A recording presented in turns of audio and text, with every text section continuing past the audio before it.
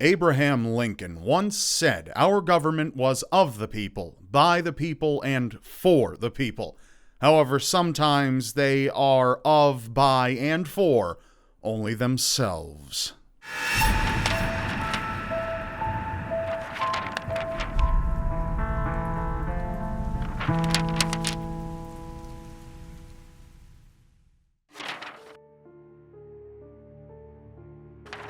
Usually the belief in extraordinary people with superhuman powers stays in the world of entertainment, like comic books and movies, but at one point the DIA started investigating to see if this special kind of person could truly walk among us. In 1978, the Defense Intelligence Agency developed a project entitled the Stargate Project. The mission was to find citizens who possess the ability of remote viewing. Wikipedia defines remote viewing as the ability to physically see events, sites, or information from a great distance. The military sought out citizens to undergo tests to determine if they had the capabilities to view remotely. Their plan was to use these individuals to ascertain information regarding their enemies and use it to get ahead of them. One of these civilians was a man named Pat Price, who was able to use his ability of remote viewing to see facilities behind Soviet lines, sketching what he saw. These sketches were later confirmed with photographic evidence of the Soviet base. But the most interesting case is that of an unnamed civilian who was documented remote viewing life on Mars in 1 million BC. With the guiding voice of someone only known as Monitor. The civilian known as Subject detailed what he or she saw on Mars.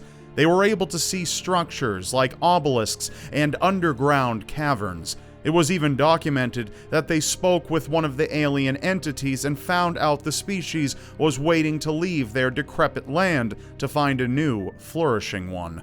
The Stargate Project was shut down in 1995, and the records were published for public consumption.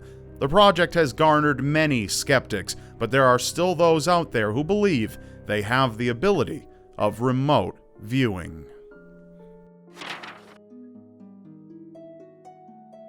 As American citizens, we value our privacy and take comfort in knowing that our information is secure. But we may not be fully aware of the injustice happening right under our fingertips.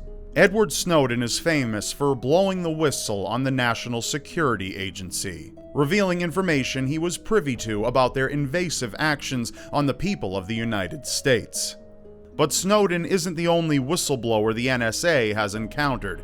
In 2006, Mark Klein, a former AT&T technician, chose to speak up about a covert operation between the NSA and his employer, in which they struck a deal for the NSA to occupy a small room in one of their buildings in San Francisco, room 641A. Fiber optic cables were wired from all around the building and fed into this room, where machines tracked every email, phone call, and web search from everyone in the country and some countries overseas.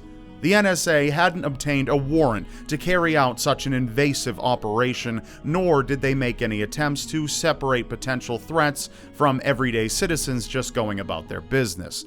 And as discomforting as it may sound, they had no intentions of informing the American people. The information recorded came from more sources than just AT&T. It came from essentially any internet and communications-based company in the country. Mark Klein, a hero of the people, held the NSA and AT&T accountable by taking them to court. However, they stood by their claims that they were merely recording information that involved just the Middle East, and the case was consequently dismissed.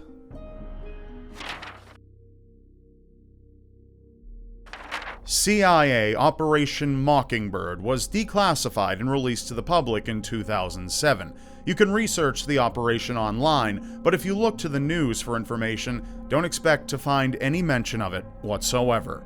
Dubbed the Skeletons in the CIA's Closet, Operation Mockingbird was created as a way for the government to control what news stories they wanted the American people to consume. Established in the early 1950s and led by Frank Wisner, A member of the National Security Council, Operation Mockingbird sought out top American journalists to essentially break the moral ground they stood on. By 1953, the CIA controlled over 25 newspapers and wire agencies. They stated their original intention was to misinform the Soviet Union on what was happening in America with false articles and reports. But as the operation was investigated, it was clear they had intentions of controlling American citizens as well. Writer Deborah Davis was the first to speak out about the operation. Davis reported information about Wisner and Operation Mockingbird in her 1970s book entitled Catherine the Great, written about Washington Post owner Katharine Graham. The CIA was eventually questioned about the operation, but by that time they had cut ties with nearly all of their paid journalists and never really answered for their actions. Although Operation Mockingbird was shut down and eventually declassified, many American citizens remain diligent and continue to question their government.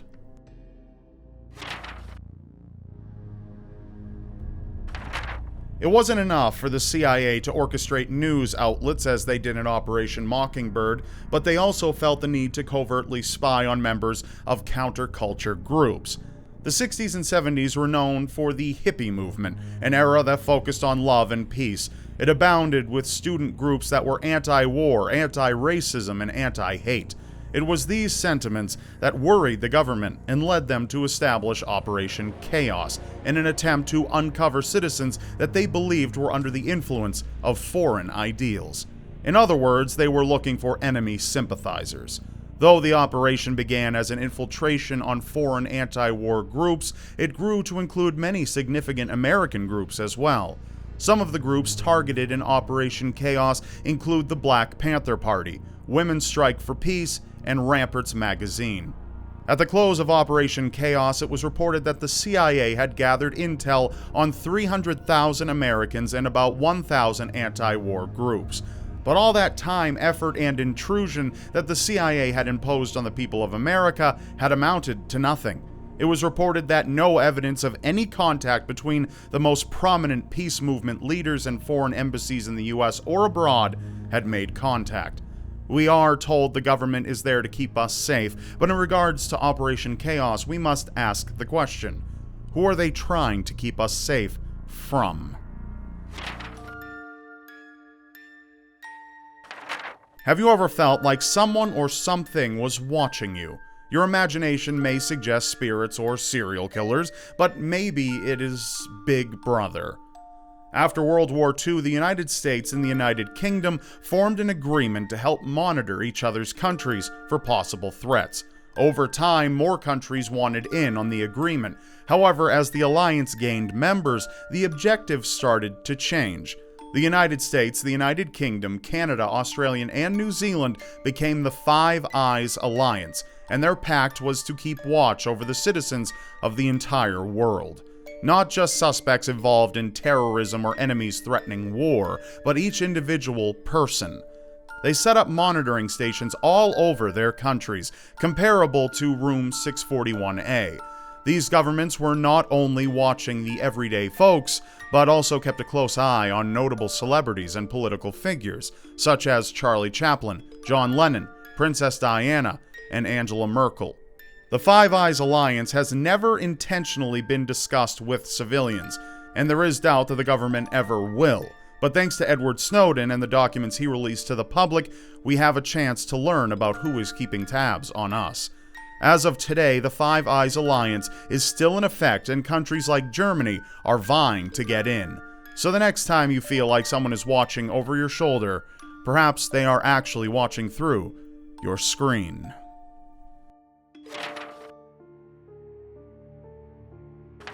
When we think about the dark side of the government, we tend to only consider how their actions affect us, the American people. But perhaps we should also consider the ripples their actions cause overseas. In 1953, Iran had a prime minister named Mohammad Mossadegh. He was voted in by the Iranian people by a popular vote and worked continuously to keep the wealth in the country since the oil reserves had been under British control. Britain tried to take back the oil reserves but eventually lost. so they convinced American President Eisenhower and the CIA to intervene by convincing them that Mohammed was under communist control. That's when Operation Ajax was created. The mission was to stage a coup, a sudden, violent, and illegal seizure of power from the government in Iran, and overthrow Mohammad Mossadegh. They succeeded in their mission. A man named Mohammad Reza Shah Pahlavi, an Iranian king, replaced Mossadegh and began ruling Iran as a monarchy. Pahlavi was chosen because he was in bed with Britain, the US, the Netherlands, France, and ultimately put the oil and wealth back into their hands. Greed can be a powerful motivator and can make people do despicable things to attain riches. Sometimes we alienate the loved ones in our lives because of it. Other times we alienate an entire country.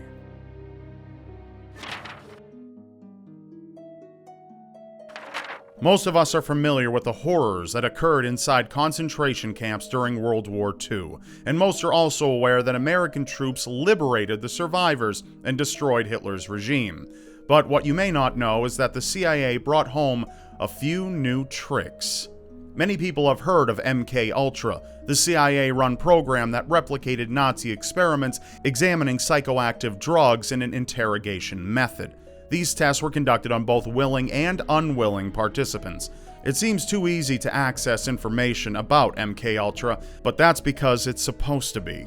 Alongside MKUltra, there was another operation underway called Project Artichoke, which was far more sinister than MKUltra. The CIA created Operation Dormouse, whose central objective was to distract from Project Artichoke and put all the focus on MKUltra, since the latter was affiliated with prestigious Ivy League colleges and was, for the most part, research-based. The scientists involved with Project Artichoke conducted experiments by using LSD, hypnosis, and total isolation as forms of psychological torture. Survivors of the program have no recollection of what happened to them as a result of forced amnesia. The targets of these experiments were homosexuals, racial minorities, and military prisoners whom the CIA believed were the weakest of the human race. The experiments conducted under Project Artichoke were done with a specific mission in mind: to turn test subjects into involuntary assassins.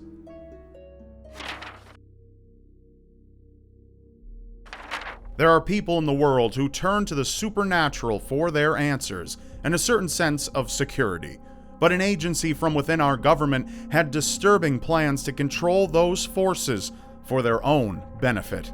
MKUltra and Project Artichoke had a sister operation called MKOften. The intentions remained nearly the same except for minor differences.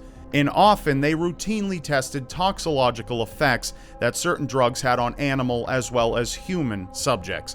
But these were no different than what companies employ laboratories to do today with hygiene and beauty products. However, MKOften explored what MKUltra and Artichoke didn't. Gordon Thomas, an investigative journalist, wrote in his book Secrets and Lies that Operation Often had a mission to explore the world of black magic and harness the forces of darkness and challenge the concept that the inner reaches of the mind are beyond reach. From seances to rituals to remote viewing, there wasn't anything they weren't willing to make their subjects do. They had gone so far as to hire 3 full-time astrologers whose only job was to predict the future. The CIA consulted a self-proclaimed witch, psychic, and astrologer named Sybil Leek to help guide them through the spirit world. Although Sybil professed to not have anything to do with black magic, the CIA and Department of Defense had every intention of reaching the deepest pit of darkness in that world that they could. It's unclear if this project was ever shut down or if the government just stopped declassifying the documents. But knowing the power they possess, it's not impossible to think they're still searching for more.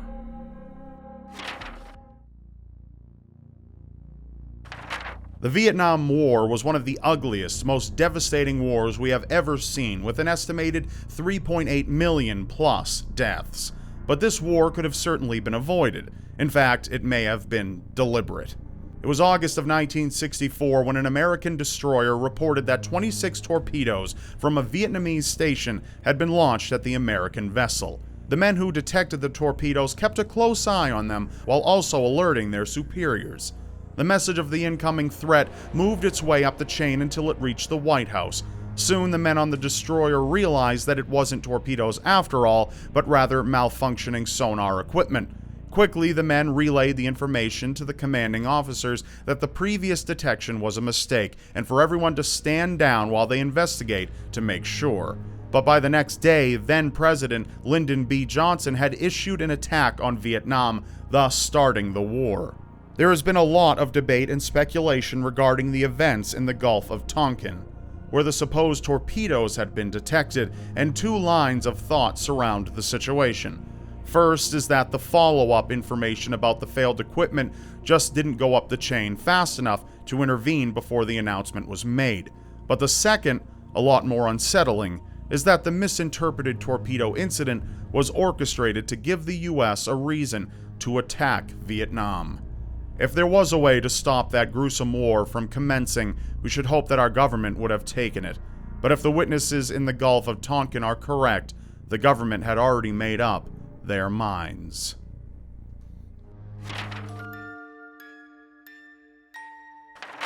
Once the US invaded Vietnam, they began taking out their enemies. Of course, there were troop-on-troop battles throughout the country, but the CIA had another plan of attack that targeted everyone, including civilians. One of the enemies of the US during the Vietnam War was an army that originated in South Vietnam called National Liberation Front, or Viet Cong. They were connected to the communist ideology, the ideology that America had been at war with the Soviet Union over for many years.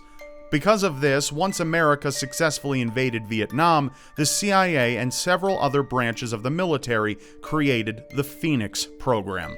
The mission was to find and neutralize anyone affiliated with the Viet Cong, even if it meant taking down innocent civilians.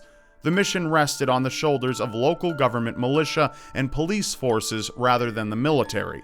Instructions on how to deal with the prisoners of war were simple: capture, convert, or kill. If the captives resisted conversion, several tortures were inflicted on them until death that included, but were not limited to, electric shocks to sensitive areas of the body, dog attacks, and various types of sexual abuses that involve things like eels, snakes, and hard objects. The orders didn't stop there, but eventually the war did. Both the veterans of the war and the people of Vietnam have worked to rebuild their lives and put the past behind them. That's all for this episode. YouTube is demonetizing my content with each upload, making it more difficult for me to produce content for you. Please be sure to check out my Patreon at patreon.com/RobDyke to see how you can join in the fight to keep YouTube creepy. I also have a merch store set up at Teespring, which is also linked in the description below if you're interested. Any contribution is hugely appreciated. Thank you for listening. Now be sure to check out another one of my videos, and of course, subscribe to my channel now, because you won't want to miss what's next. And I'll see you next time.